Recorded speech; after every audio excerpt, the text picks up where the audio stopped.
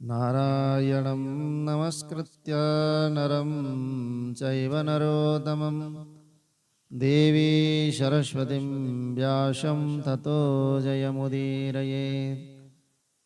व्यासाय विष्णुरूपाय शुकतातं तपोनिधिं नमो वै ब्रह्मविधये वासिष्ठाय नमो नमः।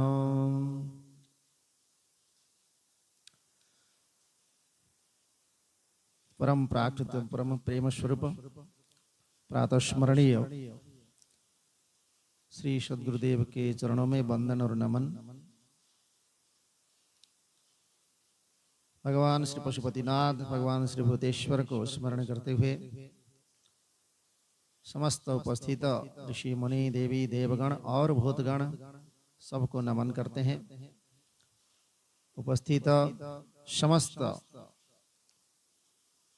यहाँ सज्जन पुरुष श्रोता वृंद और भक्तिमयी मातृशक्ति,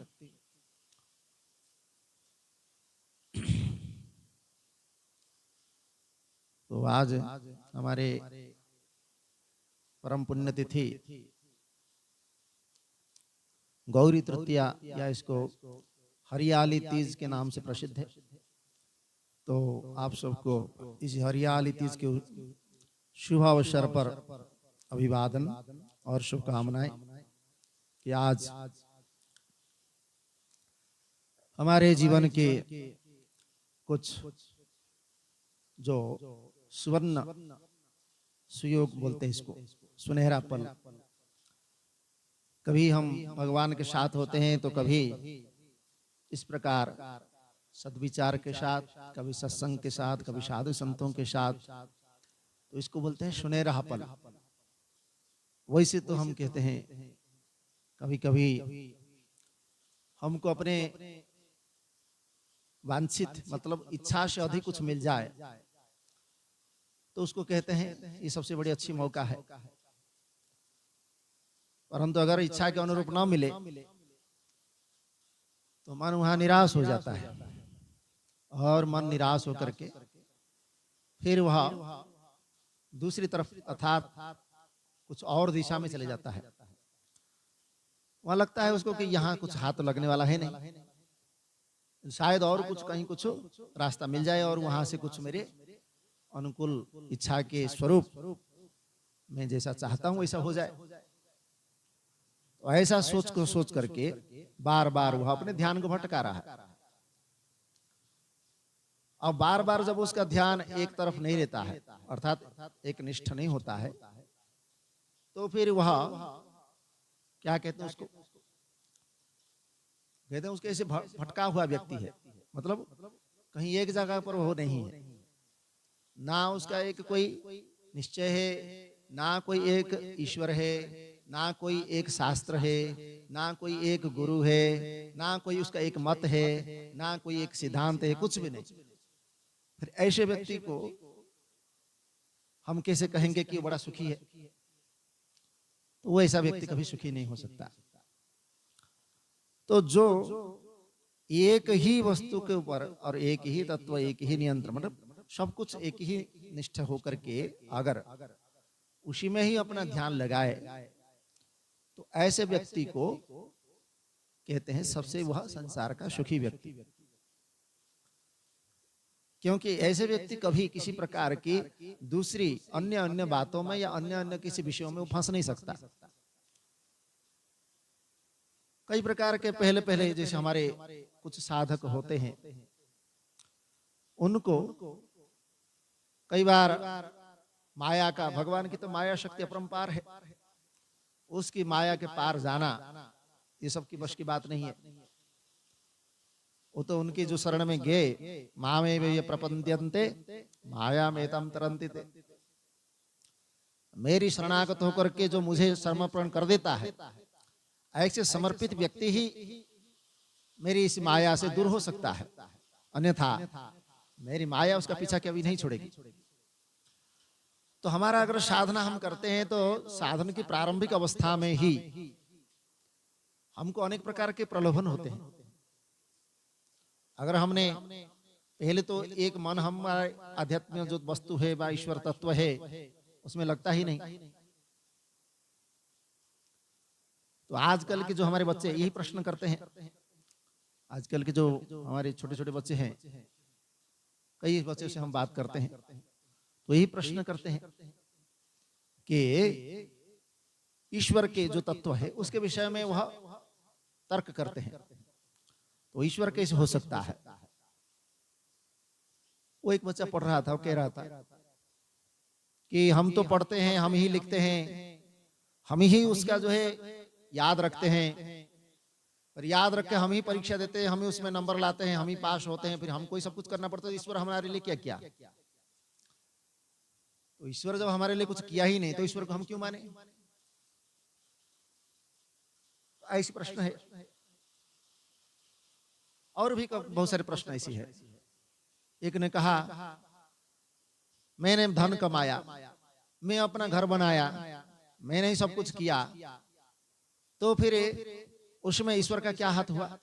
जब मैंने ही सब कुछ किया तो ईश्वर का जब कुछ हाथ है ही नहीं तो फिर मैं उनको क्यों मानूं।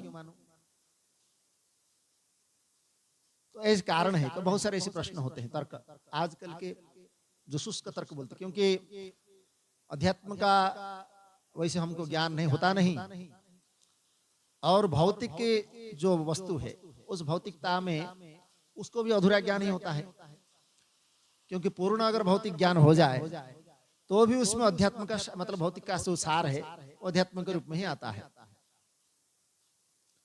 भौतिक वस्तु को मतलब भौतिक ज्ञान किसको कहेंगे। भूतम भूतम भूतम भवन्ति इति भूतः ते भौत अनसे ते भूताः इति भवन्ति ते भौतिकाः, जो बार बार उत्पन्न होते हैं और नष्ट होते हैं लेकिन फिर भी उनका अस्तित्व बना रहता है, उसको कहते हैं भूत। और उस भूत से जितने भी वस्तु बने, भूत माने भूत प्रेत वाला नहीं, भूत माने होता है यहाँ भवन्ति, जो बार बार उत्पन्न होते हैं और नष्ट होते हैं, उनको कहते हैं भूत। तो ये भूत कौन है। आकाश, वायु, जल, पृथ्वी, अग्नि, पंचभूत बोलते हैं इनको। तो इनके 5 विषय है, शब्द, रूप, रस, गंध और स्पर्श, ऐसे 5 विषय है। तो इन सब 5 भूत और 5 विषयों का जो समाहार है, समष्टि है, उसी को कहते हैं भौतिक। तो ये भौतिक पदार्थ है, ये भौतिक सुख है, ये भौतिक ज्ञान है, ये जितने भी हम उस भौतिक वस्तु का निर्णय करते हैं ये उसी के आधार पर करते हैं। तो ये भूत जो होते हैं ये फिर कहाँ है, ऐसा अगर पूछेंगे तो मतलब ये आकाश आदि कहाँ पर है। जैसे हम तो यहाँ पर बैठे हैं तो जमीन पर है बोलेंगे, और ये जमीन का किसके ऊपर है, किसके ऊपर है जमीन। ये जो पृथ्वी है वो किसके ऊपर टिका हुआ है। हम तो पृथ्वी के ऊपर बैठ गए, चलो हम मान लिया कि मैं पृथ्वी के ऊपर हूँ, तो पृथ्वी किसके ऊपर टिका हुआ है। तो कोई कहेगा चलो शेषनाग है, तो शेषनाग के ऊपर टिका हुआ है। अब शेषनाग के किसके आधार पर है। हाँ, भगवान के आधार पर उसका कोई प्रमाण है। तो ऐसी तो शेषनाग मतलब शेष सहस्त्र मुख है जिसका, तो सहस्र मुख किसका है। तो वह कहा था सहस्र शीर्षा पुरुष सहस्राक्ष सहस्रपात, भगवान की स्तुति में ये कहा जाता है जिनके सहस्र वदन है, सहस्र आंख है, सहस्र नाक है, सहस्र कान है, ऐसे जो साक्षात सर्वत्र विराजमान परमात्मा है उनको मैं नमन करता हूँ। तो ये सहस्र मतलब शेष नाग के जो हजारों मतलब मुख है या हजारों जो उसका वदन है उसमें स्थित कौन है, स्वयं भगवान स्थित है। तो वह भगवान के आधार पर ही हुआ। अब भगवान किसके ऊपर है तो उसका कोई प्रश्न नहीं होता है। क्यों, क्योंकि उसको कहते हैं कि यो वा न अंत यश्यः न आदिर यश्यः, जिसका न कोई अंत है ना कोई आदि है। तो जो आदि मतलब अनादि है और जो अनंत है उसका फिर आप किस तरह वर्णन करोगे। न तस्य न वच्य वाचाम गमत्य, वाणी के द्वारा तो आप कह नहीं सकते हो, मन वहां तक जा नहीं सकता, क्योंकि जो मन जाएगा तो फिर उसका अंत ही पाएगा, और जहां अंत होता है उसको फिर अनंत का हम कैसे कह सकते हैं? तो भगवान को अनंत कह दिया, बोल तो अनंत हरि कथा अनंत बोल दिया। तो हरि अनंत हो गया तो फिर आप उसको कैसे जानोगे, कैसे जानेंगे? तो स्वयं ही भगवान कहते हैं, एताम दृष्टिम अवष्टभ्य ममात्मानं च विपतम, मैं ही तुम्हारे अंदर बैठा हूं, क्योंकि मेरा जो स्वरूप है वो अनेक रूप है। अनेक रूप रूपाय विष्णवे प्रभ विष्णवे, तुम्हारे उस अनेक रूप जो सर्वव्यापक रूप में स्थित है उनको मैं बार बार नमस्कार करता हूं, ऐसी स्तुति में कहा गया। तो अनेक रूप मतलब हमारे तो इसी मनुष्य शरीर को ही ले लो। अब मनुष्य शरीर में कितने प्रकार के लोग हैं, मतलब शरीर कितने प्रकार का है, कोई किसी को नहीं मिलता है। ऐसे माने करोड़ करोड़ लोग हैं, अरबों लोग हैं पूरी दुनिया में।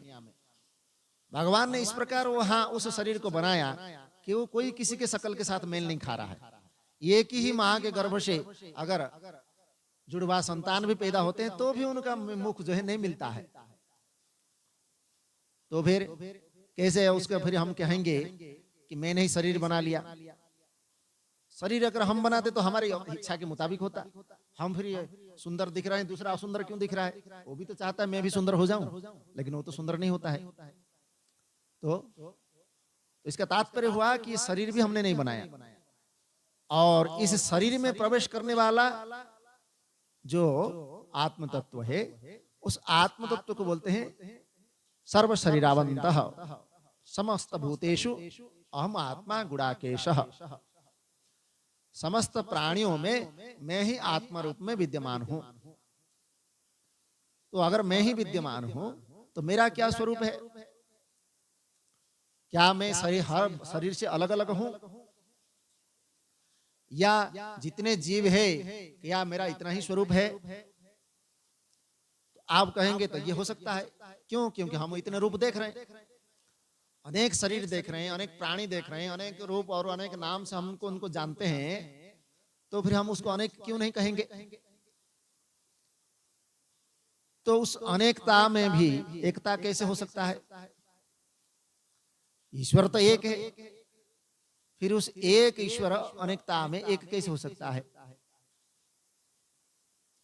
तो उसको जानना चाहिए।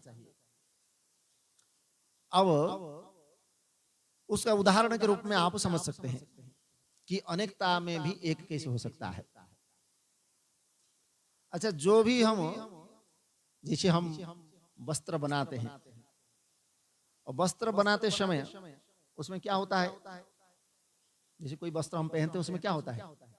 धागा होते हैं, तंतु होते हैं, धागा बोलते हैं जिसको। तो आपसे वो धागा जो स्वरूप है उसको फिर किस में बनाया? कोई भी कपास आदि जो भी है उसी चीज में बनाया। तो कपास उसका हो गया उपादानभूत, और कारणभूत हो गया उसका धागा के रूप में। तो ये धागा अगर उस वस्त्र से निकाल दिया जाए तो कोई वस्त्र स्वरूप रहेगा? नहीं रहेगा। क्यों? क्योंकि धागा ही उसका कारण है। उस धागा के बिना उस वस्त्र का कोई रूप नहीं होता है। तो इसलिए बिना धागा के जैसे वस्त्र नहीं हो सकता, और बिना जैसे कपास के वो धागा भी नहीं बन सकता।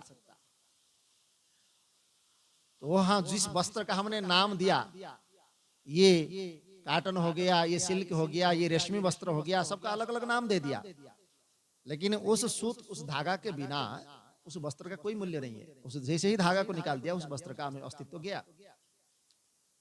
वैसे ही यहां पर कहा गया कि यहां भी हमारा शरीर अनेक है, और शरीर के हिसाब से हम भी अनेक है, अलग अलग। किसका नाम और कुछ है, किसी का नाम राम है, किसी का नाम श्याम है, किसी का सीता, किसी का गीता, अनेक नाम है यहाँ।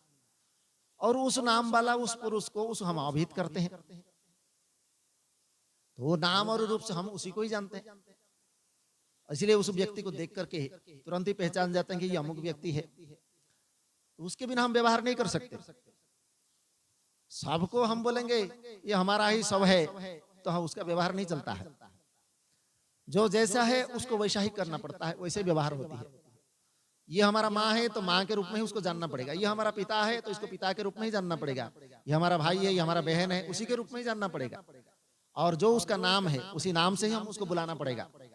ये व्यवहार है। व्यवहार में आप उसको अलग अलग नहीं कर सकते, मतलब एक रूप में सबको नहीं ला सकते।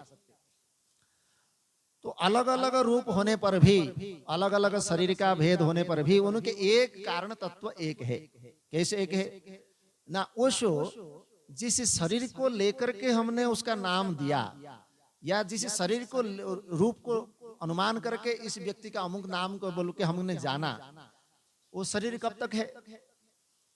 कि उसका एक सीमा है, सीमा है कि नहीं? तो वह समय अनुसार वो शरीर मृत्यु मतलब नष्ट हो गया, मृत्यु हो गया उसका। और शरीर मृत्यु होने के बाद अब क्या बचा? क्या बचा? कुछ बचा है कि नहीं? तो क्या बचा? आत्मा बचा है। कैसे कैसे मान लिया तुमने? आत्मा कभी बचे? आत्मा को देखा ही नहीं हमने, कैसे मान लिया हमने बचा है बोल के? उसका प्रमाण देना पड़ता है। तो ये स्थूल शरीर इसको कहते हैं। ये जो शरीर दिख रहा है इसको बोलते हैं स्थूल शरीर। तो स्थूल शरीर जो है ये पंचभूतों से क्या जो स्थूल स्वरूप है उससे बना हुआ है। तो इसमें 7 धातु है। क्या है? 7 धातु। क्या क्या है? पहले दिख रहा है चर्म, उसके पीछे रक्त, मांस, मेद, मज्जा, अस्थि, शुक्र और शोणित, ऐसे 7 उसमें धातु है। तो ये 7 धातु से ये बना हुआ है। तो ये सप्त धातु बोलते हैं इसको। जैसे हम अन्न खाते हैं, जो भी खाते हैं उसी से ये सब बनता है। उससे वहां रक्त बनते हैं, रक्त से मांस बनेंगे, मांस से फिर मेद, मेद से फिर मज्जा, मज्जा से फिर हड्डी बनेंगे, हड्डी से फिर शुक्र, शोणित आदि से बनते हैं। तो ये सब उसमें धातु है। तो ये कब तक है ना? ये जब तक इसका शरीर का उस कर्म के आधार पर जितना उसका बना है उसके अनुसार इसका जितनी इसका आयु है उस उम्र के हिसाब से इतना ही जिएगा वो, उससे ज्यादा नहीं जी सकता वो। समय अनुसार ये धीरे धीरे धीरे धीरे पुरानी हो जाता है, फिर जीर्ण शीर्ण हो जाता है। इसका 6 विकार है। पहले उत्पन्न होता है, पहले तो शरीर बनता है माँ के गर्भ में, फिर उत्पन्न होता है, उत्पन्न होकर के फिर बढ़ता है, वृद्धि को प्राप्त होता है, वृद्धि को प्राप्त होकर फिर इसका विकार होता है, मतलब विपरिणमते। कैसे ना? पहले फिर किशोर, फिर युवावस्था, युवावस्था फिर वयस्क होता है, वयस्क के बाद फिर वृद्ध, इस बदलता रहता है इसका। फिर धीरे धीरे उसका क्षय होने लगता है। मतलब जैसे ही 50 साल हो गया, 50 साल के बाद फिर ये शरीर धीरे धीरे धीरे धीरे धीरे सूखने लगता है, क्षय होता है। फिर उसको बढ़ेगा नहीं, कितना भी आप खाओ, कितना भी कुछ भी कर लो, बढ़ेगा नहीं कभी। वो फिर धीरे धीरे धीरे धीरे वह क्षय होने लगेगा। क्षय होते होते होते एक दिन वह नष्ट हो जाता है, मतलब उसका फिर अस्तित्व नहीं रहता है। उसको कहते हैं मृत्यु। तो इस शरीर तो नष्ट हो गया, लेकिन इस शरीर के अंदर और एक शरीर है,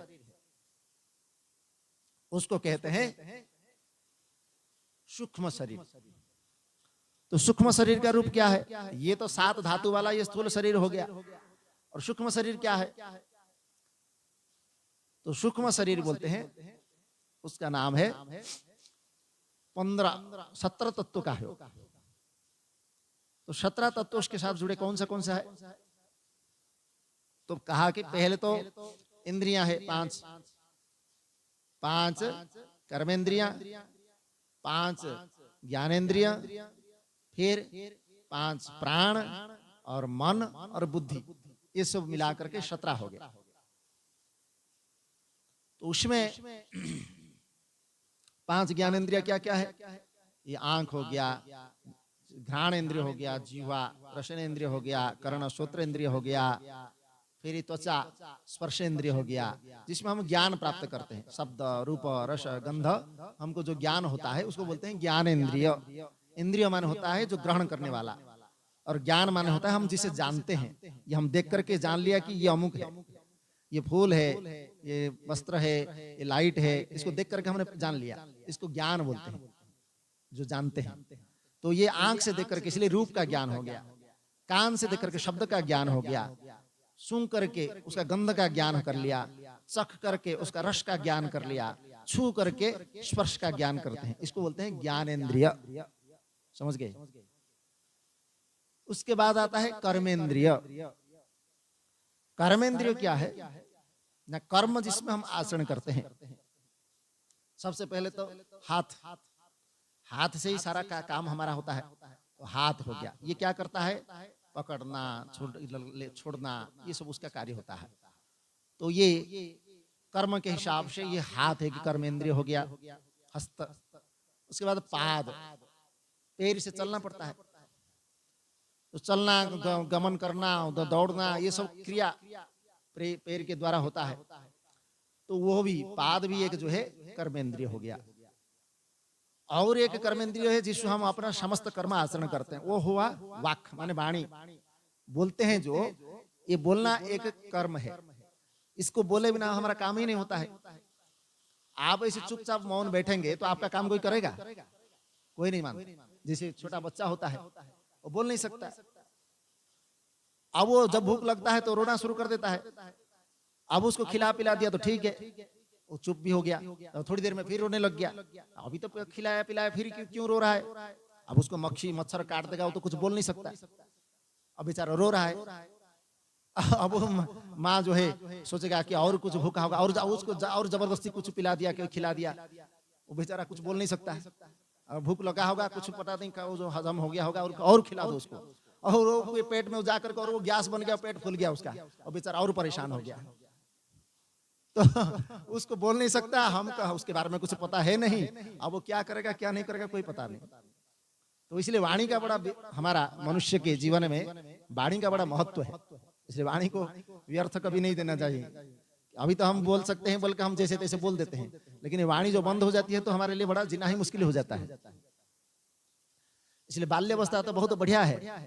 कई लोग कहते हैं कि यहाँ बड़े हो जाने के बाद कितना दुख जो है, कितना बहुत कुछ सहन करना पड़ता है, बहुत कुछ कष्ट है। बचपन में बहुत ठीक था, बचपन में कुछ नहीं, बस खाया पिया और सो गया, कोई चिंता नहीं, कुछ नहीं। लेकिन वहां भी बहुत बड़ा दुख है। वहां हम किसी को कह नहीं सकते, किसी को बता नहीं सकते, कुछ हम वहां मलमूत्र वहीं पर त्याग कर दिया, उसी के ऊपर लटर पटर हो रहा है, कुछ पता ही नहीं उसका। तो ऐसे जो अवस्था को अच्छा नहीं माना जा सकता है। मक्खी कुछ मच्छर आ गया, उसको हम हटा नहीं सकते, कुछ कहीं दर्द हो रहा है उसको बता नहीं सकते। तो बचपन में इतना अच्छा नहीं होता है। तो इसलिए हर एक क्रिया का, हर एक अवस्था का एक एक कारण है। तो इसलिए ये वाणी भी कर्मेंद्रिय है। ये वाणी जब तक है तब तक हमारा कर्म कुछ ना कुछ होता रहेगा। उसके बाद आता है हमारा पायु और उपस्थ, ये तीन हो गया। हस्ताणी, पाणी मतलब हाथ, पाद मतलब पैर, और हो गया वाणी, वाक। फिर पायु उपस्थ, एक हुआ मल, जो मल त्याग करते हैं, एक हुआ उपस्थ, जो मूत्र आदि त्याग करते हैं। ये दो भी कर्मेंद्रिय है, क्योंकि ये भी हमारा शरीर का काम करते हैं। अगर शरीर से मलमूत्र न निकले तो हमारा जीना ही मुश्किल हो जाएगा। मतलब वो लोग गया, जिसका मलमूत्र बंद हो गया वह खत्म, उसका बचना मुश्किल है। तो इसलिए ये भी कर्मेंद्रिय है। तो ये कर्मेंद्रिय हो गए, ये 5 ज्ञानेंद्रिय हो गए 5, और 5 प्राण हो गए, जो शरीर की क्रिया सब कुछ करते हैं। प्राण, अपान, व्यान, समान और उदान, ऐसे 5 प्राण है। प्राण तो एक है, लेकिन उसका कार्य अलग अलग है। तो उसको एक दिन बताया था इसके विषय में, पहले भी इसका हमने बताया था। तो प्राण जैसे वहां कंठ अग्रवर्ती, एक कंठ में रह करके वो बाहर जाता है, फिर लौट करके आता है। अपान जो नीचे की ओर गति करता है, वह नाभि के वहां नीचे से, और नीचे के जो मलमूत्र आदि और गति उसका सब नीचे की ओर जाता है। और एक समान वायु जो सर्व शरीरांतर्गत गति, मतलब समस्त शरीर जो रक्त आदि जो प्रवाहित होता है, उस रक्त को संचालन करने में मदद करता है। व्यान, ये हमारा जिसको वो अग्नाशय बोलते हैं, मतलब पेट जिसको कहते हैं, उस पेट में जैसे हम खाते पीते हैं जो कुछ हो, उसको पचाने का क्रिया होती है। पेट की गर्मी होती है, पेट में अगर गर्माइश ना हो तो खाना पचेगा नहीं। और जिसका पेट खराब हो जाता है तो पेट ठंडा पड़ जाता है, और पेट में गर्माइश नहीं होगा। फिर वो पेट की बीमारी से वह जूझना पड़ता है उसको। तो इसलिए जो पेट की जो वायु जब प्रकोपित होती है, पेट में जो मतलब यहाँ प्राण है उसको जो प्रकोपित होता है, तो उसमें गैस बनते हैं, फिर उसमें एसिडिटी बनते हैं, फिर कई प्रकार के रोग शुरू हो जाता है, फिर हमारा खाना हजम ही नहीं होता है। तो ये प्राण को प्रकोपित नहीं करना है, इसलिए प्राण को किस प्रकार उसको शांत रखना है, उसका सब आयुर्वेद में नियम है। तो उस नियम के अनुसार अगर हम पालन करेंगे या कुछ प्राणायाम आदि करेंगे, तो हमारा पाचन क्रिया हमेशा ठीक रहेगा और प्रज्वलित होता रहेगा। तो ये जठराग्नि बोलते हैं उसको। इस जठराग्नि के रूप में जो प्रज्वलित होता है, जो भी खाते हैं वह स्वाहा। तो प्राण और अपान ये दोनों उस क्रिया को आधार करते हैं। अगर अपान वायु नहीं होगा तो ये खाद्य जो हम खा रहे हैं इसको नीचे तक नहीं जाएगा। इसलिए कई बार हमें खाना जो होता है, वो खाने की जो वस्तु है वो अगर विषाक्त हो गया, मतलब उसमें जहर आ गया, बस जहर बन गया पेट में, तो वो अंदर नहीं रखेगा, क्योंकि अंदर रखेगा तो बीमार हो जाएगा। इसलिए तुरंत ही वो उल्टी करके बाहर निकाल देता है। इसको कहते हैं उद्गीरण। तो उद्गीरण की जो क्रिया है ये उस अपान वायु के द्वारा होता है। वो अपान वायु उसको बाहर फेंक देता है और वो उल्टी होकर के बाहर आ जाता है, वो फिर जहर हो, मतलब वो जहर बन जाता है उसके अंदर। तो इसीलिए ये कारण क्रिया है, मतलब स्वाभाविक इसका प्राण का क्रिया है। तो उस प्राण की क्रिया में अगर हम थोड़ा भी कुछ व्याघात करते हैं तो फिर हमारा आहार पचने में बहुत कष्टदायक होता है, फिर आहार नहीं पचेगा। तो इसलिए ये व्यान रूप के वायु उसी प्राण के समाहार में ही बैठा हुआ है। इसलिए वहां कहते भगवान कि वहां कहते हैं कि प्राणापानो समायुक्त पचाम्यन्नम चतुर्विधम अहम वैश्वानरो भूत्वा प्राणिनाम देहमाश्रितः प्राणापानो समायुक्तः पचाम्यन्नम चतुर्विधम। मैं ही उस जीव के शरीर के अंदर वैश्वानर अग्नि के रूप में रहता हूं। वैश्वानर अग्नि किसको कहते हैं ना? जो हमारा पेट में जो भोजन को पचाता है उसको कहते हैं वैश्वानर अग्नि। तो ये वैश्वानर रूप अग्नि भगवान का ही बोलते हैं, वो मेरा ही स्वरूप है। मैं अगर उस वैश्वानर अग्नि के रूप में नहीं रहूंगा तो फिर आपका खाना हजम होने वाला नहीं है। इसलिए जब तक वह प्राण के रूप में भगवान है तब तक ये शरीर गर्म रहता है और ये हम खाया पिया सब कुछ पच जाता है।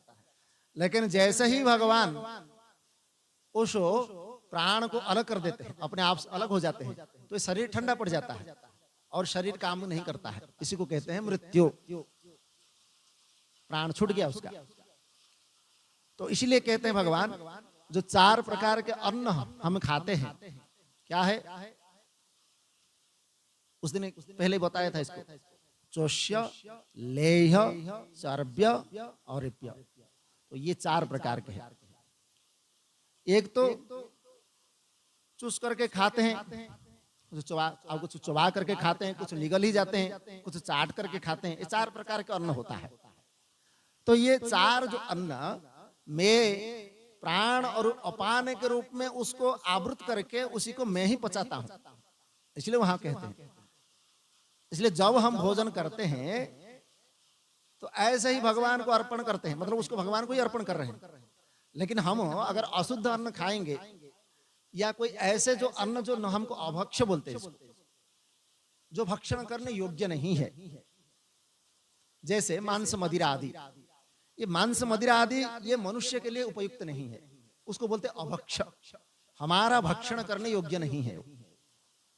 तो वो मांस और मदिरा अगर हम खाएंगे तो वह भले ही हमको लगेगा कि हम तो पचा लिया, लेकिन वो हमारा रोग का तुरंत ही कारण बनता है।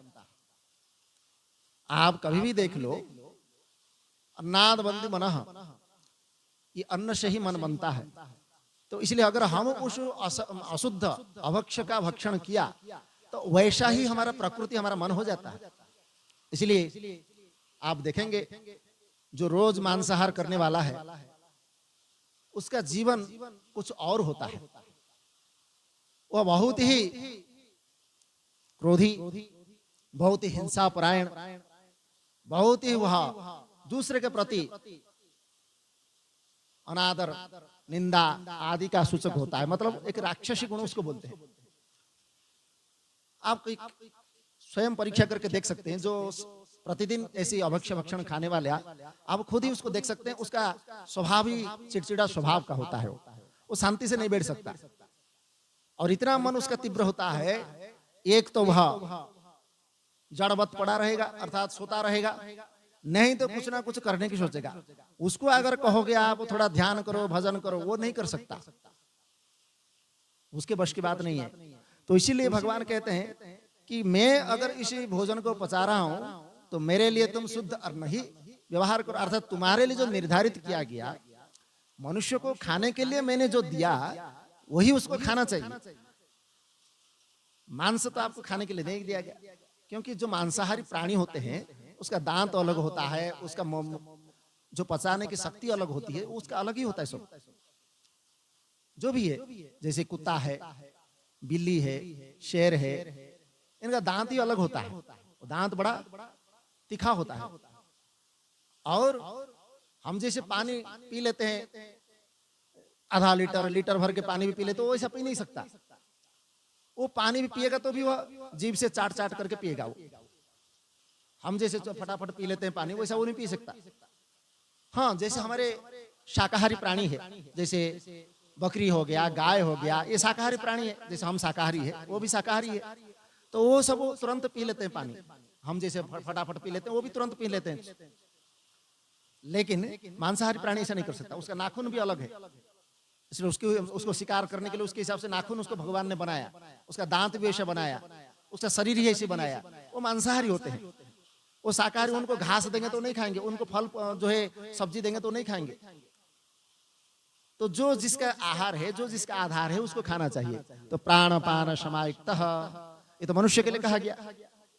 पशु क्या जानता है, पशु की बात ही छोड़ दो। तो मनुष्य क्या है ना, वो जानता है कि मेरे लिए क्या उचित है और क्या अनुचित है, मेरे लिए क्या खाने से मुझे शांति, सुख, स्फूर्ति, बल और जो है पौरुष मिलेगा, और क्या खाने से मेरे अंदर रोग, व्याधि और अनेक प्रकार के दुष्प्रवृत्ति हो सकता है, ये उस जानता है। और उसी को बार बार कहा भी जाता है। तो इसके माध्यम से अगर हम उस अभक्ष्य को छोड़ देंगे तो फिर हम कभी बीमार नहीं होंगे। और हम जो आहार लेते हैं, ऐसा नहीं कि अभी मिला तो खा गया, फिर बाद में 1 घंटे के बाद मिला फिर खा गया, फिर ऐसा नहीं होता है। हमारे आयुर्वेद के अनुसार एक बार आपने भोजन किया तो उसको पचने के लिए कम से कम 3 घंटा लगता है। अब आप खाना है तो 3 घंटा के बाद ही कुछ खा सकते हैं। ऐसा नहीं है कि बकरी की तरह कुछ भी जो आया सामने ना, तो उसमें कुछ अच्छा नहीं होता है, तो वो रोग का कारण बनता है। हम सोचते हैं कि मैं ज्यादा खाऊंगा तो मैं ज्यादा बल बनूंगा, नहीं नहीं होता है, वो तो रोग कारक होगा ही। और शरीर का धर्म है, उसको जितना एनर्जी चाहिए, जितना शक्ति चाहिए, उतना ही ग्रहण करेगा वो, उससे ज्यादा ग्रहण नहीं करेगा। वो मल आकार से बाहर निकल जाएगा, लेकिन वो हमारा कोई काम की नहीं आएगा। इसलिए ज्यादा खाने से मैं ज्यादा तंदुरुस्त हो जाऊंगा, ये नहीं होता है। हाँ, आपका चर्बी बढ़ा सकते हो, आपका मेद आदि बढ़ा सकते हो, लेकिन मैं बलवान हो जाऊंगा ऐसा नहीं होता है। वो तो आपको जितना शरीर के हिसाब से जितना आवश्यक है उतना ही खाना चाहिए। जैसे कि पहलवान भी, उसका एक नियम है कितना उसको खाना चाहिए, एक पहलवान का नियम है, वो उतना ही खाता है, उससे ज्यादा नहीं खाता है। अगर वो ज्यादा खाएगा तो पहलवान एक ही दिन में गया। तो सबका एक नियम होता है। तो इसीलिए जो हमारे जीवन के लिए उपादेय है उसका नियम का अवश्य पालन करना चाहिए। तो ये प्राण, अपान, व्यान, समान, ये प्राण, तो ये 5 प्राण हो गए।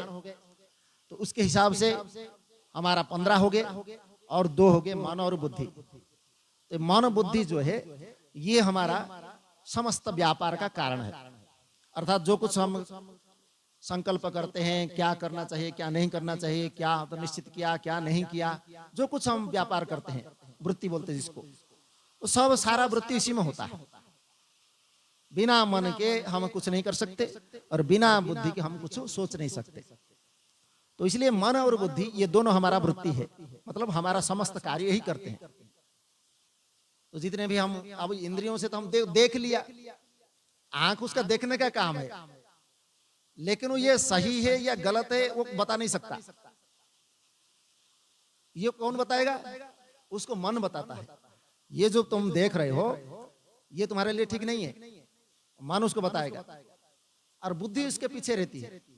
बुद्धि देखती है कि उसका अनुभव है, पहले वो जानता है आग को। जैसे बच्चा आग को पहले जानता नहीं है, और जैसे आग को छूता है उसका जल जाता है, हाथ तुरंत हटा लेता है और रोना शुरू कर देता है।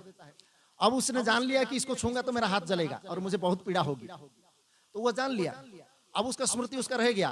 अब वो बच्चा कभी भी वो हाथ वहां नहीं लगाएगा, फिर वो आग में वो देखते ही वहां से दूर हो जाएगा। पहले उसको पता नहीं था ये आग है बोल के, लेकिन वो पता लग गया तो वहां से दूर हो जाएगा। इसको कहते हैं बुद्धि।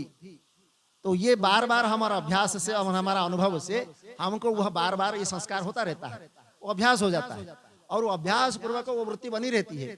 तो हम उस वस्तु को देखते ही पता लगा लेते हैं कि ये हमारे लिए ठीक नहीं है, और दूसरे वस्तु को देखते ही बोलते यही ठीक है, इसी को ही ले ले। तो इसको कहते हैं बुद्धि। तो ये मन और बुद्धि ये दोनों हमारा समस्त वृत्ति का व्यापार है। तो ये 5 ज्ञानेंद्रिय, 5 कर्मेंद्रिय, 5 प्राण, मन और बुद्धि, और इन दोनों को मन और बुद्धि, मन जब कहता है कि उस काम को मैंने कर लिया तो उसका फल मुझे मिलना चाहिए, तो इसको कहते हैं अहंकार। ये अहंकार की मन का ही रूप है। तो मैं किया हूं तो मुझे ही मिलना चाहिए, उसको अहंकार। करता हम तस्य भोक्ता हम, मैं ही करने वाला हूं तो मैं भी भोगने वाला हूं, तो मुझे ही मिलना चाहिए, ऐसा सोच रहे। उसके बाद ये जो हमने कर्म आचरण किया और उस कर्म को आचरण करते करते उसका अभ्यास जब किया तो बुद्धि उसको मान लिया कि ये ठीक है, तो ये फिर हमारा उसमें रिकॉर्डिंग होता रहता है। तो ये जो रिकॉर्डिंग करने वाला जो एक वस्तु है बा हमारी जो वृत्ति है उसको कहते हैं चित्त। तो चित्त उसको रिकॉर्डिंग करता रहता है। ये एक जन्म के लिए नहीं, आपको जितना जन्म बीत जाएगा वो रिकॉर्डिंग ऐसा ही बना रहेगा। तो वहां बोलते हैं जैसे यमराज जी है, तो यमराज जी के जो मंत्री है, यम तो राजा है, यमलोक के राजा है यमराज, तो उनके मंत्री कौन है? कौन है मंत्री उनके? अरे भाई यमराज जी को जो हिसाब किताब बताता है वो मंत्री कौन है? उसका नाम है चित्रगुप्त। तो चित्रगुप्त यमराज के मंत्री है। तो चित्रगुप्त कौन है? कौन है चित्रगुप्त? चित्र मतलब क्या हुआ? फोटो। जो फोटो हम लेते हैं उसको बोलते हैं चित्र। और गुप्त मतलब हुआ सीक्रेट, मतलब जो हमको बिना जाने, हम जानते भी नहीं हम उसके बारे में, वो गुप्त रूप से हमारा फोटो ले लेता है, तो उसको बोलते हैं चित्रगुप्त। कौन है वो? हम खुद। अहमेव तस्य साक्षी कर्म एव मम इति। मैं किया हूं, ये कौन बोलता है? मैं बोलता हूं। तो मैं किया हूं तो उसका फल भी मुझे चाहिए, कौन बोलता है? मैं ही बोलता हूं। तो उसका साक्षी कौन है? मैं हूं। उस कर्म का करने वाला मैं हूं, उस कर्म को जानने वाला मैं हूं, और उस कर्म का फल का भोग भी मुझे ही मिलना है। इसको कहते हैं चित्रगुप्त का फोटो लेना। उसने हमने जो जो किया, जैसे कई बार हम सोचते हैं हमारे आसपास कोई नहीं है, कोई देखने वाला नहीं है, हम कुछ भी कर लेंगे, कौन देखता है? खुद हम देख रहे हैं उसका, हम साक्षी है। तो हमारे अंदर ही वो फोटो खींच लेता है वो, और फोटो खींच करके वह अंदर रहता है। तो वहां हम जब यमराज के पास जाएंगे तो फिर वो हिसाब क्या किया, तो फिर उसका हिसाब देना पड़ता है। मैंने अपने इतने जो 50 साल 60 साल 70 साल जिया, बस ऐसे ऐसे सब किया। अब ऐसा करते करते तुमको क्या मिला? बोले कुछ नहीं, जो पाप किया तुम उस पाप फल भोगना पड़ेगा। तो फिर उस पाप का फल क्या मिले, तुमको क्या मिलेगा? तो पहले फिर यमराज जी बोलते देखो तुमने इतना इतना पाप किया, अब तुम किस पाप का फल भोगोगे बताओ। तो हमने ही साइन किया है, मैं ये किया हूं बोल करके हमने ही उस कर्म में साइन किया, तो हम उसका साक्षी बन गए। अब यहाँ हमने किसी में साइन कर देते हैं तो वो पक्का माना जाता है, प्रमाणित होता है। वैसे ही हमारे अंदर हमने साइन कर दिया कि ये मैं ही किया हूं, और वो अंदर छुपा हुआ है, मतलब उसको रिकॉर्ड करके रख दिया गया है। और जब हमारा समय आता है वो हमारे सामने आता है फिर। आप ऐसा मत सोचो कि हमने कर लिया तो मुझे कोई देख नहीं रहा है। यहाँ तो स्वयं ही भगवान ने आपके अंदर वो कैमरा फिट करके रखा है और वो कैमरा बार बार फोटो खींचता रहता है। इसलिए उस कैमरा का वो जो खुफिया कैमरा तो हम बाहर देखते हैं, लेकिन हमारे अंदर ही खुफिया कैमरा है, वो सब फोटो ले लेता है। इसलिए आप ये मत सोचो कि मैं कुछ पाप कर रहा हूं तो कोई हमको देखेगा नहीं, हमको कोई बताएगा नहीं। दुनिया को तो धोखा दे सकते हैं, लेकिन अपने आप को तो धोखा नहीं दे सकते। तो इसलिए इसको कहते हैं चित्त। वो चित्त ही हमारा सब संस्कार है और वही संस्कार हमको जन्मा जन्मांतर में प्राप्त होता रहता है। हमारा कर्म में क्या लिखा है, हमको आगे क्या जन्म होने वाला है, हमारा आगे क्या मिलने वाला है, हम कैसे बनने वाले हैं, ये आपको पहले से तय हो जाता है। तो इसलिए जीवन में ये सब कुछ हम अपने ही कर्म के परिणाम स्वरूप उसको कहते हैं। इसको कहते हैं बंधन। अर्थात पहले आपने कर्म किया, उस कर्म का फल भी चाहा और उससे शरीर बना और बार बार जन्म भी हुआ, इसको कहते हैं बंधन। बंधन मतलब कोई बांध नहीं रहा है, आपने ही कर्म किया, आपने उसको फल को चाहा और आप ही बार बार जन्म लेने की कोशिश किया और कर्म के परिणाम स्वरूप आपको बार बार इसी शरीर के रूप में आना पड़ा, तो इसको कहते हैं बंधन।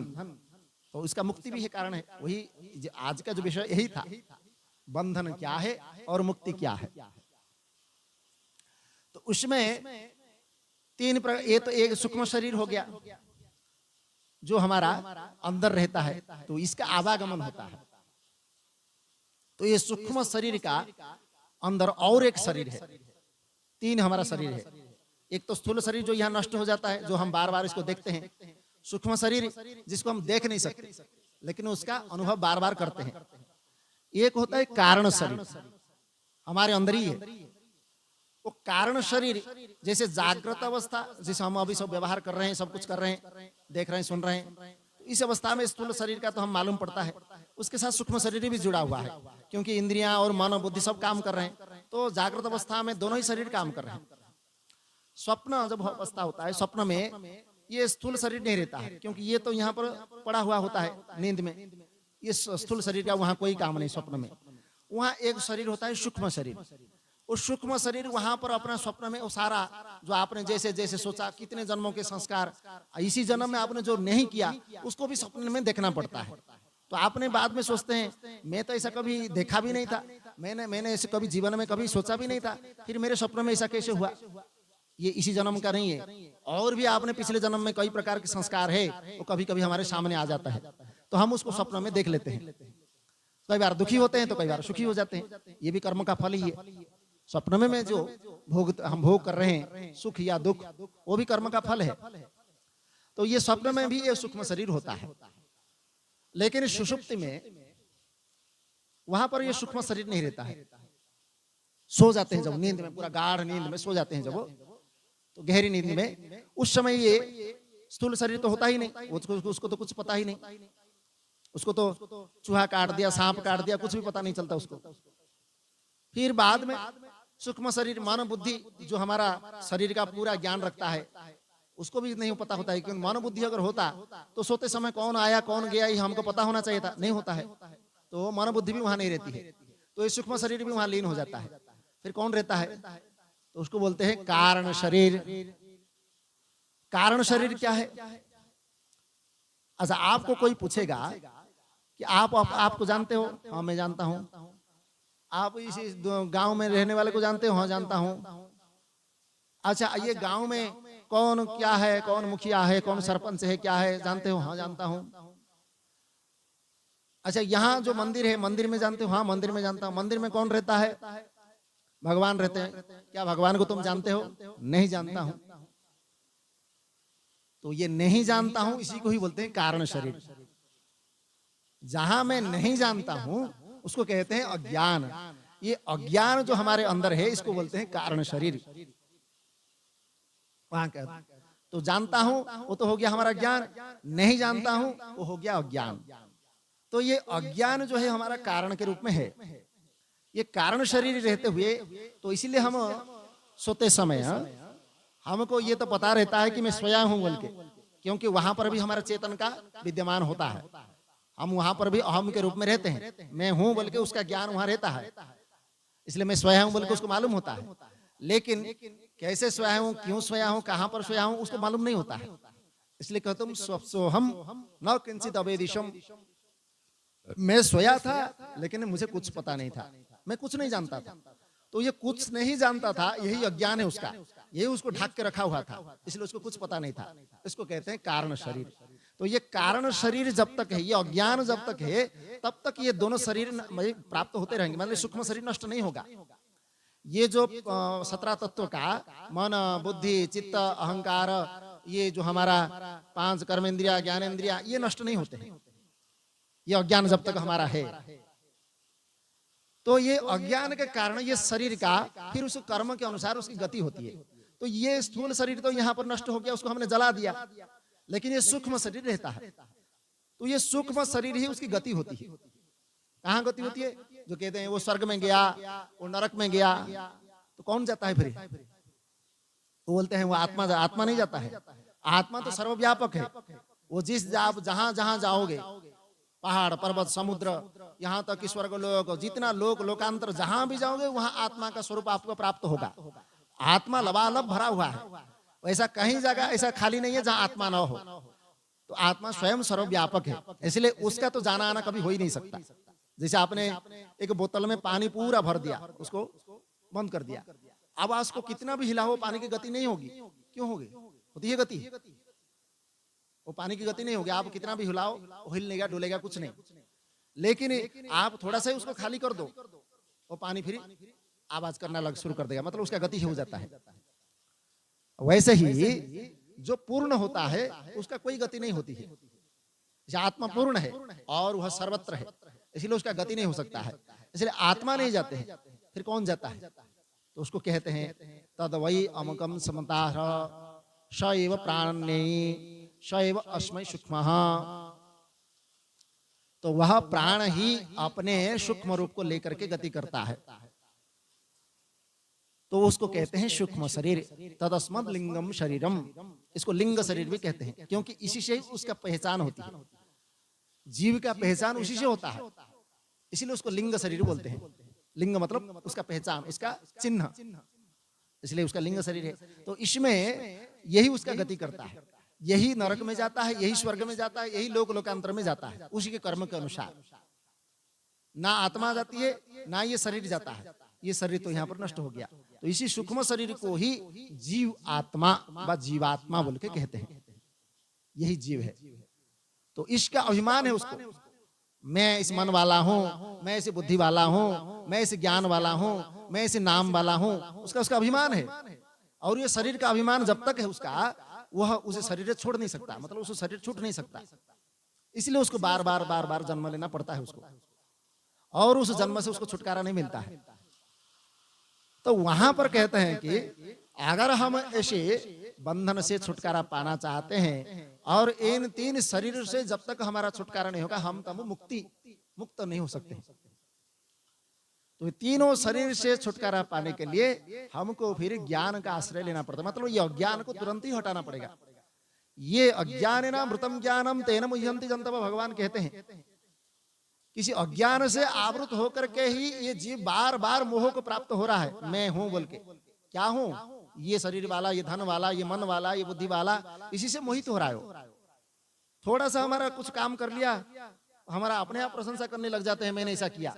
अरे तुमने कब किया?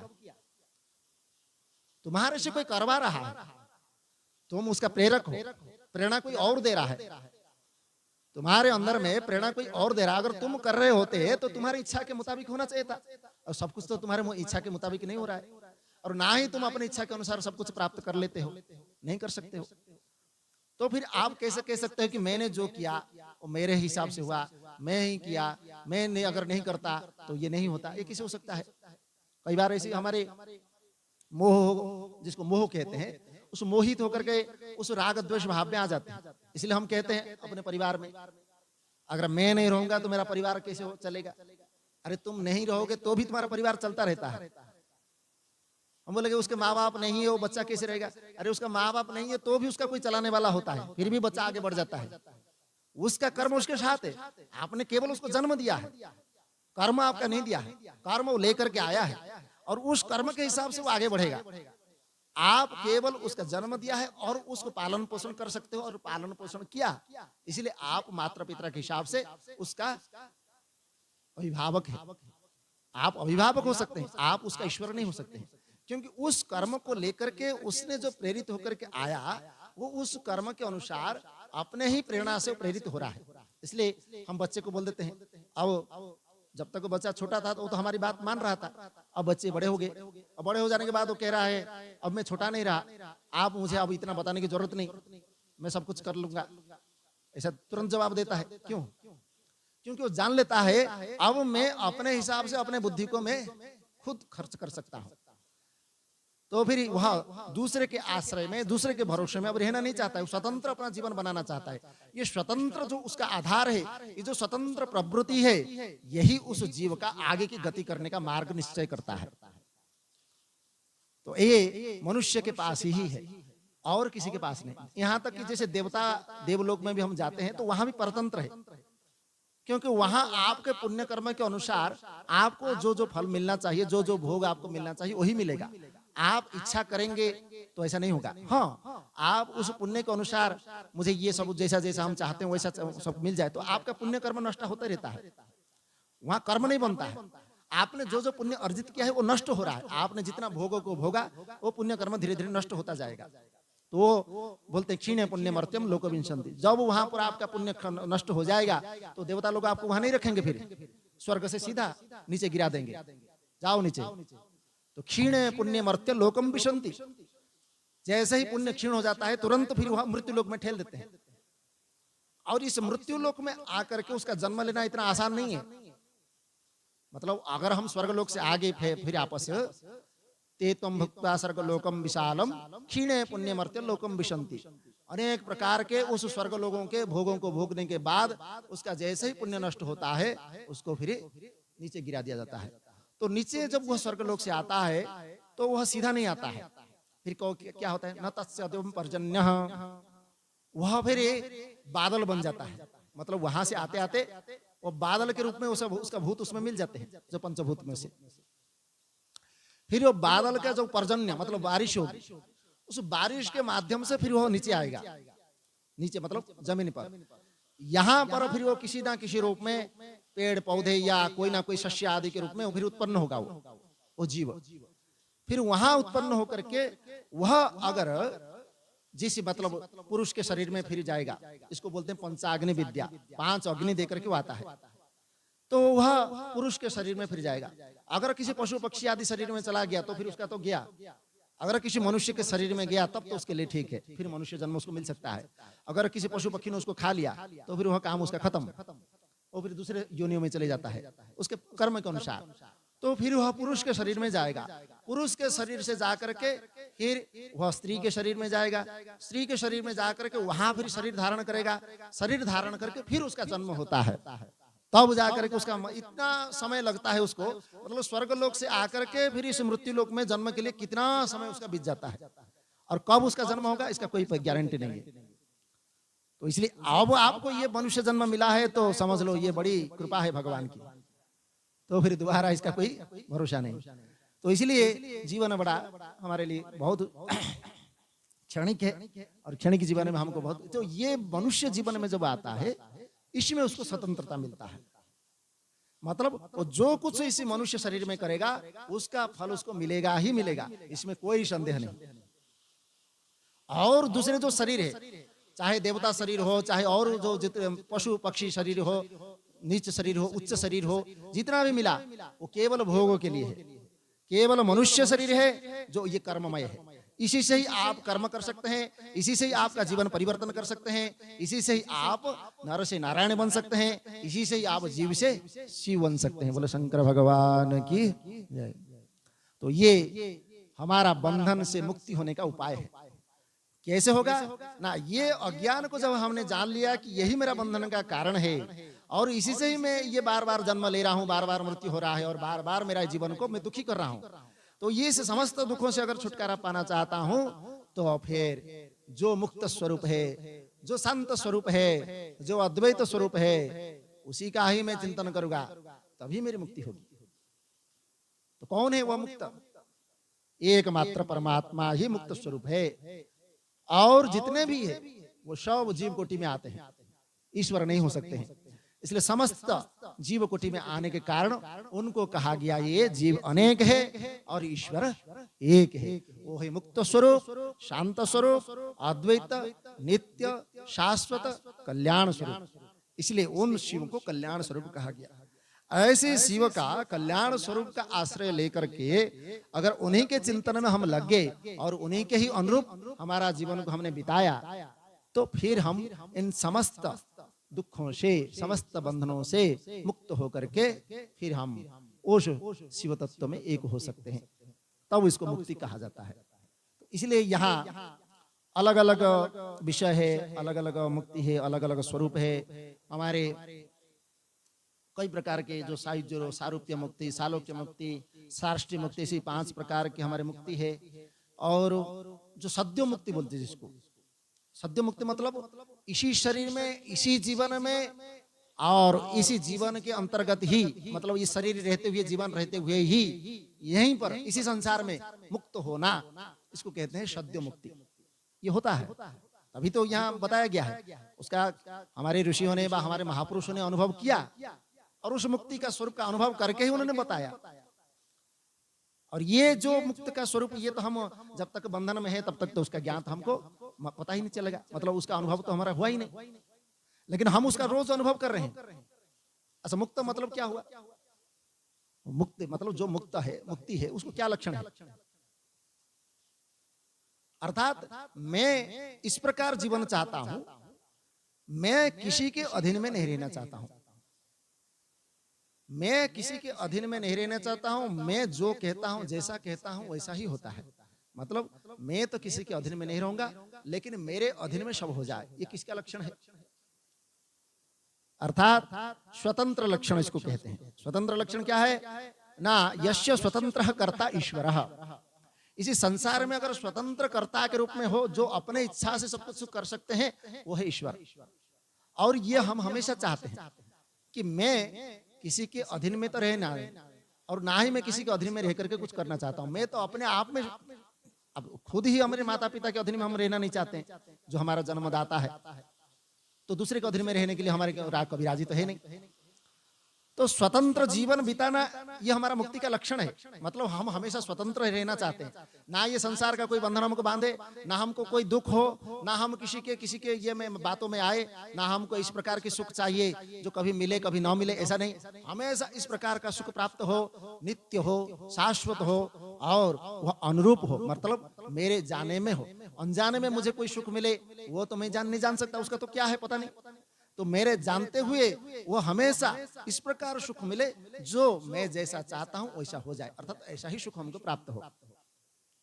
ऐसा जो लक्षण है इसको बोलते हैं मुक्ति का लक्षण है। और ये लक्षण हमारे अंदर है, इसलिए तो हम ऐसा चाहते हैं। तो हम एक दृष्टि से कहेंगे तो हम मुक्ति ही चाहते हैं, लेकिन मुक्ति हमारा कोई और विपरीत बुद्धि है, विपरीत लक्षण है या विपरीत कारण हम दूसरी तरफ चले जाते हैं। लेकिन मुक्ति का लक्षण हमारे अंदर ही है। जैसे बंधन में मानता हूं, मैं अमुक नाम वाला हूं, अमुक वाला हूं, मैं पुरुष हूं, मैं स्त्री हूं, मैं ब्राह्मण हूं, मैं क्षत्रिय हूं, ये जो बंधन हमने मान के रखा है ये हमारी मान्यता है, लेकिन ये हमारा सत्य नहीं है। क्योंकि ये स्त्री पुरुष कब तक है? जब तक ये शरीर है। ये जितना भी शरीर के साथ और संबंध है ये कब तक है? जब तक ये शरीर है। और शरीर नष्ट होता है ये समस्त संबंध नष्ट हो जाते हैं। फिर आगे हम पुरुष होंगे या स्त्री होंगे या क्या होंगे, या पहले हमारे कितने बार पुरुष हो चुके हैं, कितने बार स्त्री हो चुके हैं, कितने किसका पति बन चुके हैं, कितने बार किसी के पत्नी बन चुके हैं, कोई उसका कल्पना नहीं कर सकते हैं। इसलिए आज हम स्त्री है मतलब हमेशा स्त्री ही रहे होंगे, ऐसा नहीं है।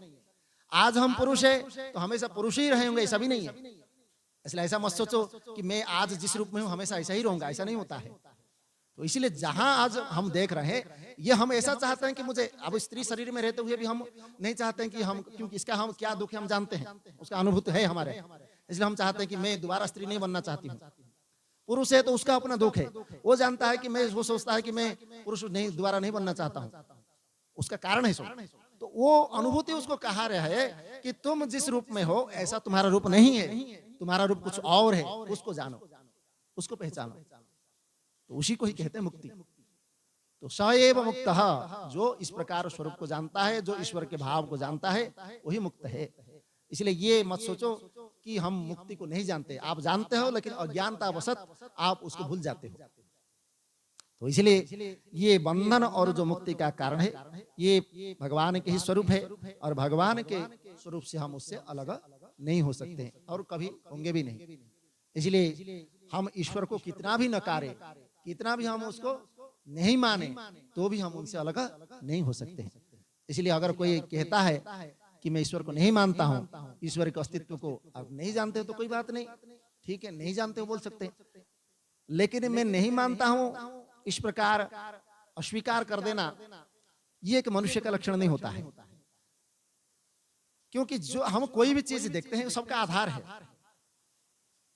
आकाश का आधार है, आकाश मतलब वायु, वायु के जैसे हमारी पृथ्वी है, पृथ्वी का उसका आधार है, जल, जल का आधार है, अग्नि, अग्नि का आधार है, वायु, वायु का आधार है, आकाश, आकाश का आधार है कौन? कि आकाश के बाद हम कुछ देख नहीं सकते, क्योंकि आकाश तक ही हमारा गति है, उसके बाद क्या है वो सूक्ष्म रूप को हम नहीं जानते हैं। तो इसलिए उसके पहले उसको क्या है और क्या नहीं है वो जब तक हम नहीं जानते हैं, हम उस ईश्वर तत्व को कभी नकार नहीं सकते। और जब तक नहीं जान लेते हैं तब तक हम किसी को तर्क भी नहीं कर सकते, क्योंकि ईश्वर के विषय में ही हमारे जितने भी शास्त्रीय सिद्धांत हैं,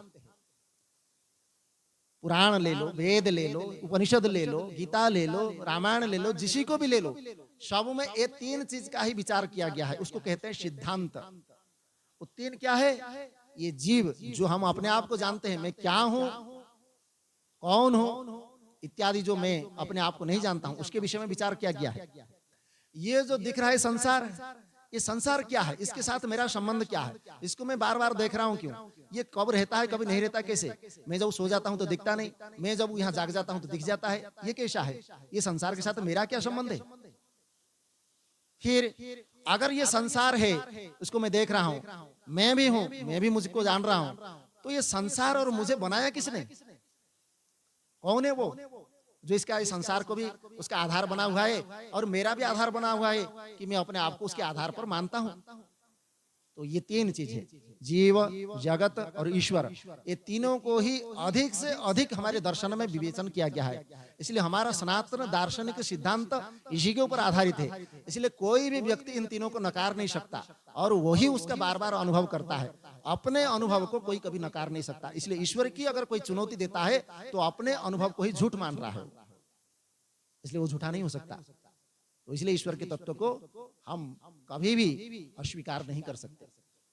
तो आज बहुत मतलब गहरा विषय, थोड़ा ये सिद्धांत पक्ष है, इसको इसलिए हमने समझाया, क्योंकि आगे जो हम कथा प्रारंभ करेंगे तो भगवान की अनंत लीला है, उन लीलाओं में ईश्वर, जैसे हम कई बार लीला सुनते सुनते हमको लगता है कि ये लीला तो भगवान ऐसे कर रहे हैं जैसे हमारे सामने घटित हो रहा है, मतलब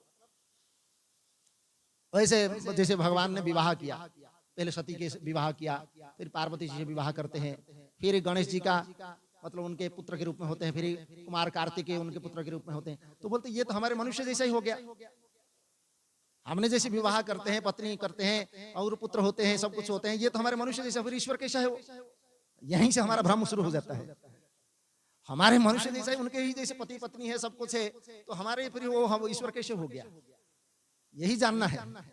तो इसलिए जब लीला की कथा आगे हम सुनेंगे तो इसको पहले ईश्वर क्या है उसको पहले जानना है।